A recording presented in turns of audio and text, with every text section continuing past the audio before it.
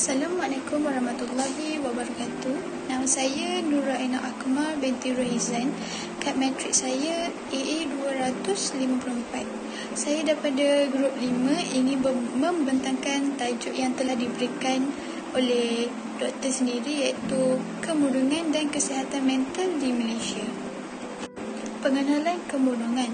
Apa itu kemurungan? Kemurungan itu adalah gangguan perasaan terhadap seseorang individu yang akan menyebabkan seseorang itu berasa letih, penat, tidak bermaya, risau akan sesuatu perkara dan juga tidak minat akan aktiviti harian yang dia selalu lakukan. Gangguan perasaan ini ataupun kita boleh katakan sebagai kemurungan ini akan berlarutan selama paling lama 2 minggu, tapi ada juga yang mengalami lagi lama, iaitu berbulan-bulan, maupun ada juga yang bertahun-tahun lamanya mengalami gangguan perasaan ini, iaitu kemurungan.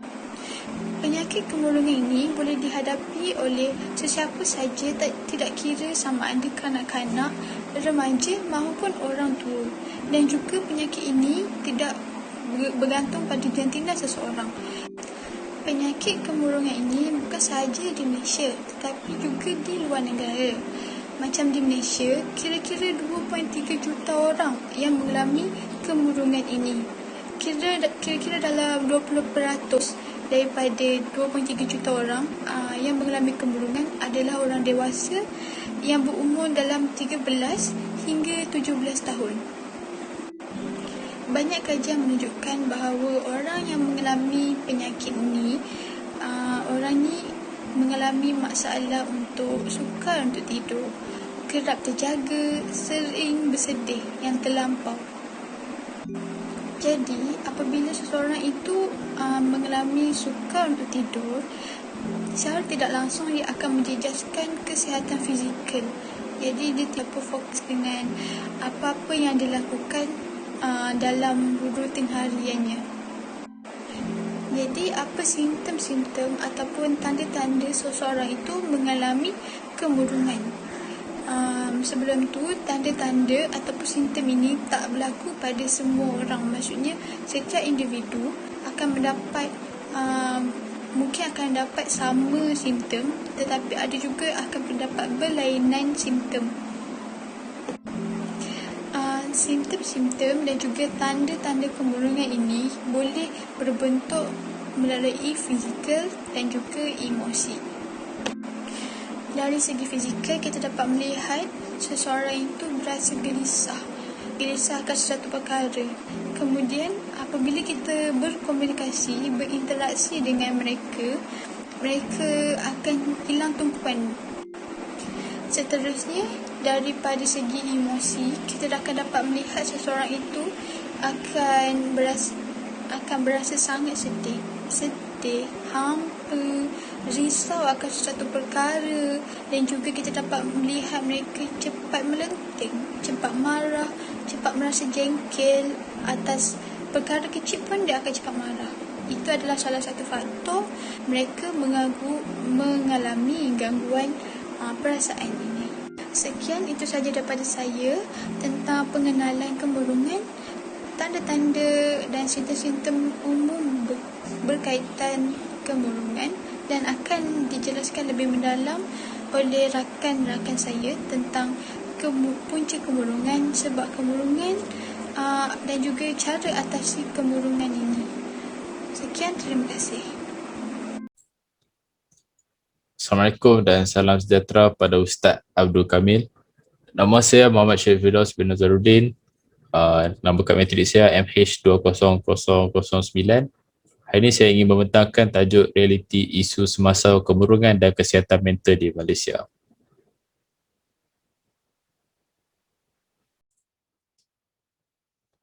Yang pertama ialah penyakit mental merupakan masalah kesihatan kedua paling serius selepas penyakit jantung yang disebabkan oleh pemakanan dan diet yang tidak seimbang di Malaysia. Yang kedua pula ialah 3 daripada 10 orang dewasa akan menderita masalah kesihatan mental. Ini ialah merupakan tinjauan daripada Kebangsaan Kesihatan dan Morbidity Malaysia, iaitu NHMS. Yang ketiga pula ialah PKP memberi impak negatif kepada mereka yang menghidap penyakit mental. Ini disebabkan oleh orang atau rakyat yang menganggur dan berasa tidak yakin dan tidak selamat dan lebih mencenderung kepada penyakit mental dan kemurungan yang berpanjangan. Yang keempat pula ialah masalah kesihatan mental juga disebabkan oleh persekitaran rumah yang toksik. Ini disebabkan oleh penjarakan sosial yang rakyat perlu patuhi dan mereka terpaksa tinggal di rumah pada satu tempoh yang lebih panjang, iaitu lebih dari 2 minggu dan seterusnya. Yang kelima pula ialah golongan berpendapatan rendah mempunyai kadar masalah kesihatan mental yang lebih tinggi. Ini kerana mereka tidak mempunyai wang yang mencukupi atau peralatan yang betul untuk merawat masalah mereka yang mereka menghadapi, iaitu kesihatan mental yang lebih tinggi dan masalah kronik yang lain lah. Ini ia merupakan satu kajian oleh Institut Pendidikan Khazanah, iaitu KRI. Sekian saja dari saya. Sekian, terima kasih. Nama saya Nur Najah binti Mahazair, ID number SC260. Saya akan menerangkan elemen LMEA, FPK dan elemen rukun negara dalam isu semasa bagi kemurungan dan masalah mental di Malaysia. Berpandukan kaedah yang pertama, epistemologi. Epistemologi adalah kajian tentang sifat pengetahuan, justifikasi dan rasionalisme kepercayaan. Di dalam konteks ini, setiap individu perlu menerapkan sikap yang seimbang dan harmonis di antara satu sama lain. Disebabkan hal ini, keseimbangan antara keempat-empat aspek iaitu jari, jasmani, emosi, rohani dan intelek akan menghasilkan individu yang mampu hidup secara harmoni dengan diri dan orang lain. Dan secara tidak langsung, isu kemurungan dan ketidakstabilan mental dapat dikurangkan. Oleh yang demikian, masyarakat akan hidup dalam keadaan makmur di antara masyarakat. Dari segi prinsip rukun negara, iaitu kesopanan dan kesusilaan, kepribadian nilai murni datang dari nilai sopan, susila dan moral. Malahan, pembentukan identiti seseorang adalah berdasarkan kepada sejauh manakah kita mampu mengukuhkan jati diri tanpa sama sekali mengganggu apa yang dipelajari dan dibina di dalam diri individu tersebut. Seterusnya, berdasarkan cabang falsafah kaedah logik, individu yang mempunyai kemurungan dan kesihatan mental amatlah berbahaya. Ini boleh menyebabkan gangguan perasaan seseorang dan ia akan menyebabkan mereka tidak keyakin diri ataupun boleh dikatakan sebagai percaya pada diri. Jika hal sebegini berlaku, ekonomi negara akan merosot kerana hilangnya orang-orang yang bakal memimpin negara pada masa akan datang. Oleh itu, setiap individu sewajibnya mempunyai keupayaan mencapai keupayaan diri agar mereka lebih mempunyai daya tahan fizikal dan mental yang mantap dan kuat untuk mengharungi liku-liku hidup dari masa ke semasa. Kerana sekarang dunia makin lebih mencabar berbanding dahulu. Selain itu, melalui unsur intelek, setiap individu haruslah berkemahiran untuk berfikir secara kreatif dan inovatif dan sentiasa berusaha untuk memperoleh dan memperkembangkan ilmu yang betul. Jika individu tersebut mempunyai ilmu, maka pada saat yang genting, ia tidak akan merumitkan mereka untuk berfikiran luar kotak, iaitu sebagai contoh, apabila diberhentikan atau dibuang kerja, individu tersebut dapat menjalankan pekerjaan lain seperti menjana pendapatan sampingan. Antara konsep rukun negara yang dapat diterapkan ialah kepercayaan kepada Tuhan. Setiap ibu bapa harus menerapkan nilai agama terhadap anak mereka sejak kecil lagi supaya isu kemurungan dan masalah mental dapat dihindari. Bak kata pepatah, meluntur buluh biarlah dari rebungnya. Sekian. Selamat sejahtera. Nama saya ialah Arvin Analelaki Chandran dan saya akan menjelaskan tentang punca kemurungan. Baiklah, apakah maksud kemurungan? Maksudnya adalah gangguan perasaan yang menyebabkan kesedihan yang berpanjangan, keletihan, cepat marah dan juga kehilangan minat terhadap kerja-kerja seharian. Antara punca-punca kemurungan ialah sejarah keluarga dan genetik. Sebagai contohnya, kalau ahli keluarga kita mempunyai sejarah kemurungan, jadi kita pun ahli keluarga yang lain juga akan mendapat kemurungan. Untuk genetik pula, para saintis mengatakan bahawa 40% mendapat kemurungan adalah daripada sejarah keluarga, manakala 60% adalah daripada persekitaran di luar. Seterusnya adalah tekanan. Tekanan sebagai contohnya tekanan membuat kerja assignment juga akan menyebabkan kemurungan. Seterusnya adalah kesedihan dan kehilangan, seperti kehilangan orang yang disayangi, individu yang berduka mengalami banyak gejala kemurungan yang sama. Jadi ia akan mengakibatkan sukaran tidur, kurang selera makan dan juga kehilangan keseronokan membuat hobi kita. Seterusnya adalah kesunyian. Kesunyian seperti tiada orang lain sebelah kita, jadi kita pun jadi satu orang je. Jadi ia akan menyebabkan kemurungan. Ia salah satu daripada perasaan sedih yang berpanjangan. Penggunaan bahan pula, contohnya sebagai dadah dan alkohol juga menyumbang kepada kemurungan disebabkan oleh chemical yang akan stimulate dalam badan kita yang dah sekali akan menyebabkan kemurungan. Dan seterusnya adalah penyakit. Penyakit seperti contohnya kalau kita dapat tahu kita mempunyai bara ke atau penyakit jantung, kita akan berasa sedih, takut. Jadi perasaan itu akan menyebabkan berlakunya kemurungan. Jadi seperti yang akan mencetuskan perubahan mood dan masalah emosi. Sekian, terima kasih.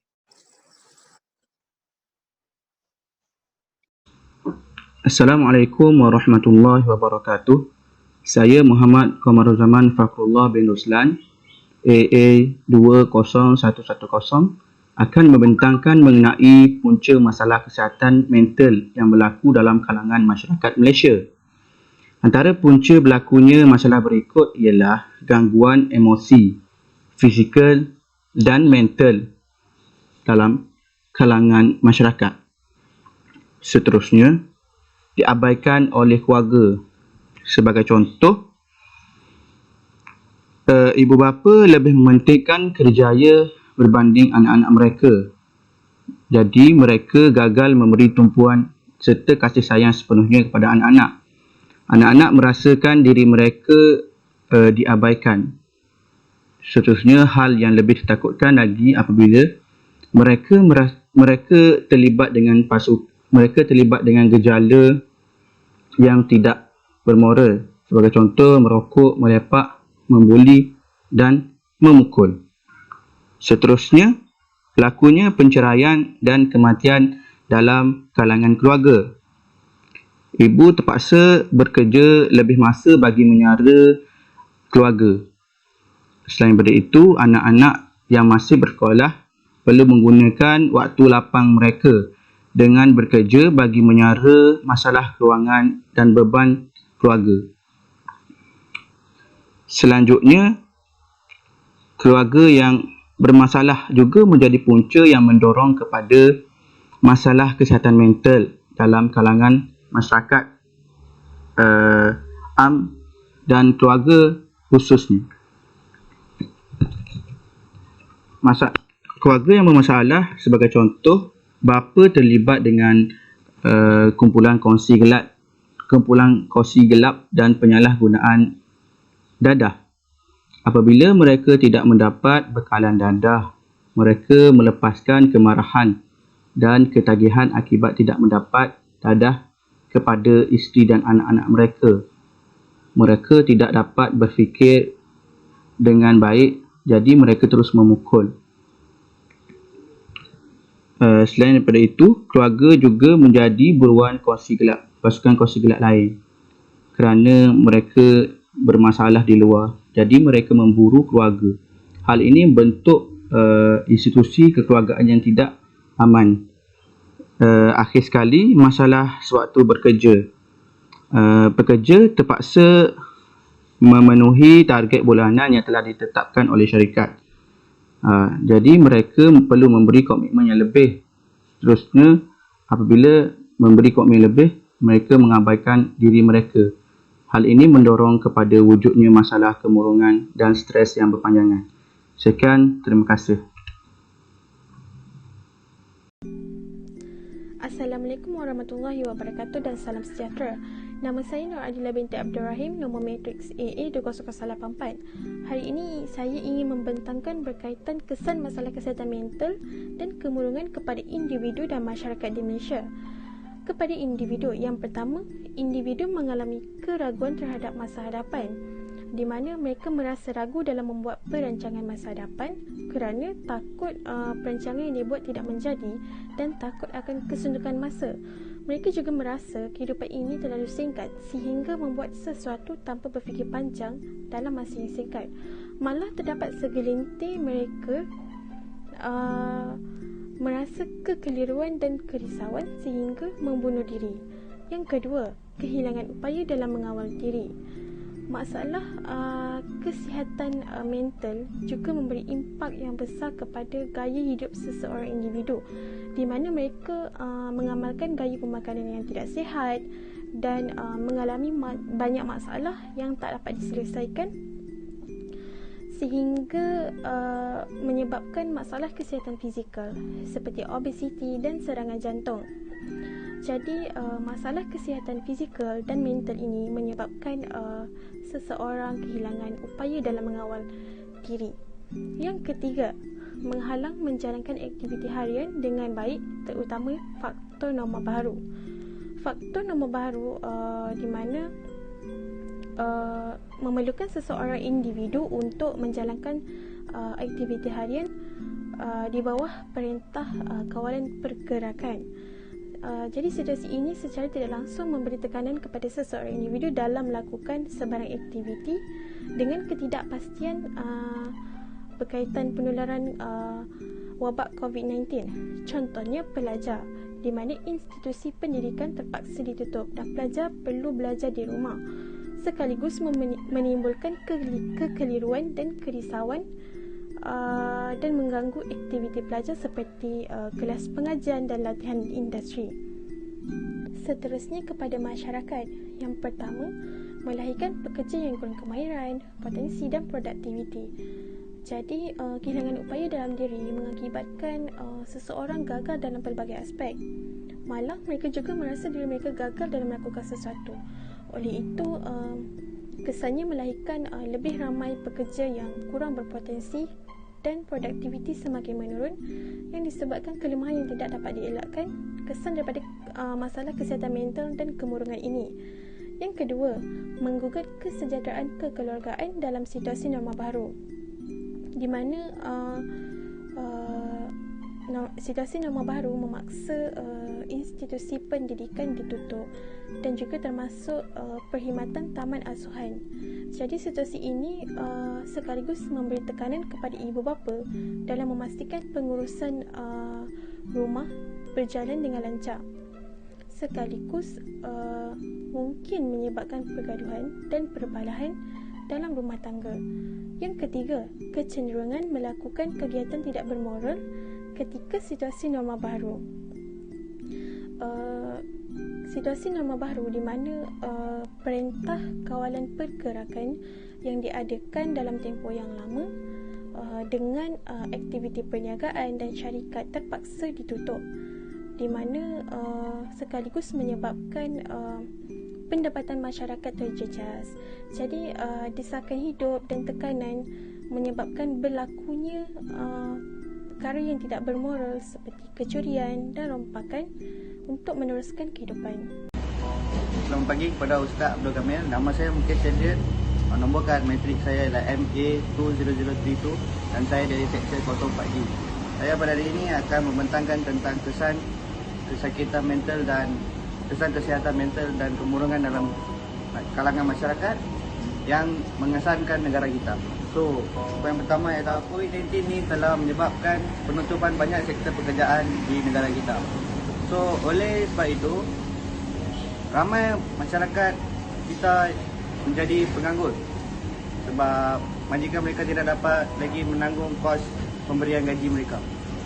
Hal ini telah menyebabkan ramai rakyat Malaysia yang menganggur untuk mengalami masalah kesihatan mental dan menghadapi masalah kemurungan.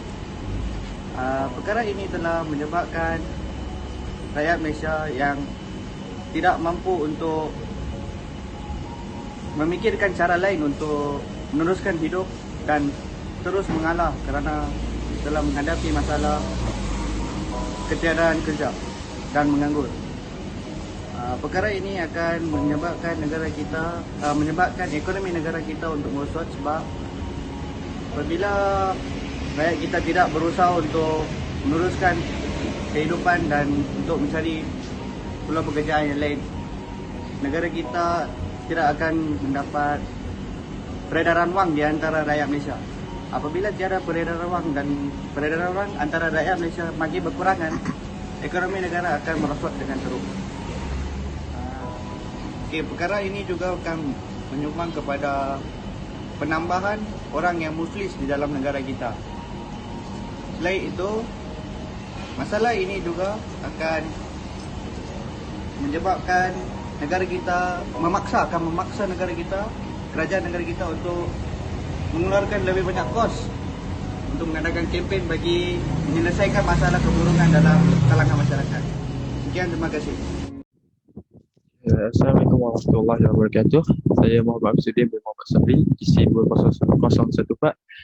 Saya ingin membincangkan cara mengatasi kemurungan dan iaitu peranan individu. Pada zaman era globalisasi ini, kemurungan menjadi penyakit kesihatan mental utama yang dialami oleh rakyat Malaysia dan menjelang di masa akan datang, susulan semakin ramai orang yang mengalami peningkatan stres akibat tekanan kerja atau keluarga. Hal ini dapat dibuktikan dengan kajian kesihatan dan morbiditi kebangsaan pada tahun 2019. 29% rakyat Malaysia mengalami depresi dan gangguan kecelaruan berbanding 12% pada 2011. Dan perkara ini wajar untuk dibendung dari awal agar tidak menjadi duri dan daging kelak.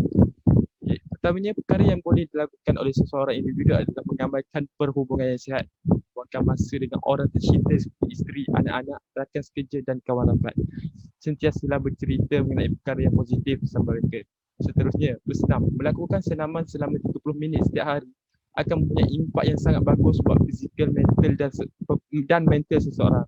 Dengan bersenam, kita akan terasa bermotivasi dan mempunyai lebih banyak tenaga untuk mengharungi hari-hari. Seterusnya, jangan lupa untuk merancang senaman dan tidak melakukannya secara membabi buta. Hal ini kerana senaman yang berlebihan akan membuatkan badan kita kepenatan dan ini akan menyebabkan emosi untuk mengalami kemurungan akan menjadi lebih teruk. Selain itu, berfikir secara positif. Menjadi seorang positif thinker adalah salah satu cara yang sangat berkesan untuk mengatasi kemurungan. Buangkan rasa negatif. Tiada harapan dan kebosanan dalam hidup anda. Cari sekurang-kurangnya 5 perkara yang buatkan kita merasa gembira untuk hidup hari ini. Sambil itu, kita wajarlah mengamalkan diet yang seimbang. Kalau terlebih makan atau kita kurang makan, ia pasti memberikan impak dan yang negatif kepada badan dan cara pemikiran kita. Apa kata kita cuba untuk makan makanan yang seimbang? Makan berlebihan juga tidak bagus untuk emosi, maka mengetahui keperluan badan adalah sangat penting. Perkara lagi, tingkatkan penampilan diri. Sekiranya kita mengambil berat dengan cara pemakaian dan penampilan kita setiap hari, pasti kita akan merasa lebih gembira dengan diri sendiri. Sekali-sekala apa salahnya belanja untuk kelihatan lebih tampan dan cantik. Akhir sekali, bahkan juga mendapatkan pemeriksaan daripada ahli psikologi adalah satu langkah yang tepat. Sebagai contoh, sekarang kita merasakan diri kita suka untuk bersendirian, selalu merasa sedih dan di pinggir dan tidak suka bergaul dengan orang sekeliling, wajar untuk kita berjumpa doktor psikologi untuk mengelakkan kita terselesa dengan situasi tersebut dan akhirnya membawa kepada kemurungan.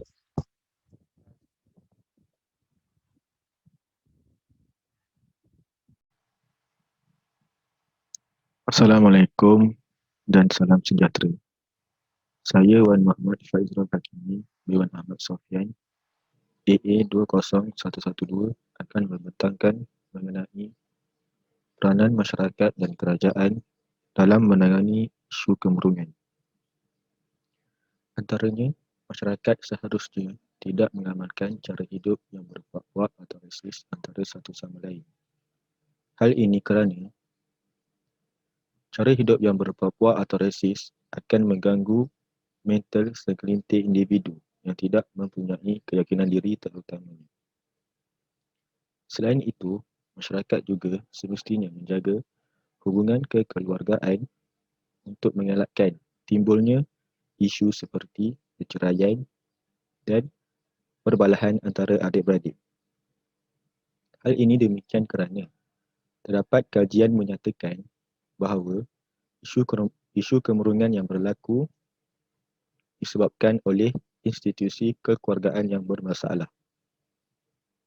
Seterusnya, masyarakat juga perlu mewujudkan suasana yang aman dan harmoni. Dalam pada itu, masyarakat setempat perlu memastikan tiada aktiviti yang tidak sihat seperti aktiviti penagihan dadah.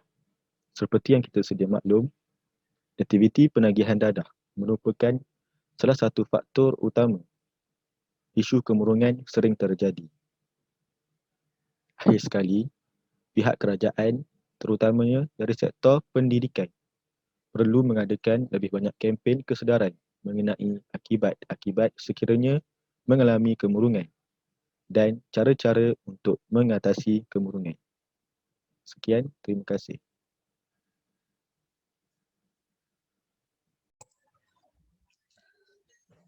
Selamat petang. Nama saya Simon. Saya akan memberitahu tentang kesimpulan. Secara keseluruhan, kesihatan mempengaruhi segala aktiviti harian dan juga gaya hidup seseorang individu. Kesihatan yang merangkumi fizikal dan mental adalah sangat berhubung kait dan memainkan peranan yang saling bergantung. Sesungguhnya badan yang cergas akan menghasilkan minda yang cerdas. Dapat kita lihat di Malaysia, masyarakat tidak beberapa mengambil berat tentang tahap kesihatan mereka. Kesedaran tentang kepentingan utama dalam kejayaan sekaligus melahirkan seseorang individu yang berdaya saing dari perspektif maupun mental. Dari perspektif fizikal maupun mental. Bukan sahaja kepentingan yang harus ditingkatkan langkah untuk mengatasi kesihatan juga perlu diambil agar pencegahan awal boleh dilakukan. Apabila seseorang mengambil langkah awal, pastinya akan mengurangkan risiko untuk menghadapi penyakit-penyakit yang kronik. Oleh yang demikian adalah menjadi tanggungjawab individu, masyarakat, komuniti dan negara bersama-sama mengembeling usaha dalam mencapai kehidupan yang sejahtera. Dalam pada itu, cara hidup sehat adalah kunci utama dalam mendapat kesihatan yang baik. Kesimpulannya, kesihatan bukanlah perkara yang rumit ataupun menjadi masalah jika penjagaan dilakukan sejak usia muda lagi. Sekian, terima kasih.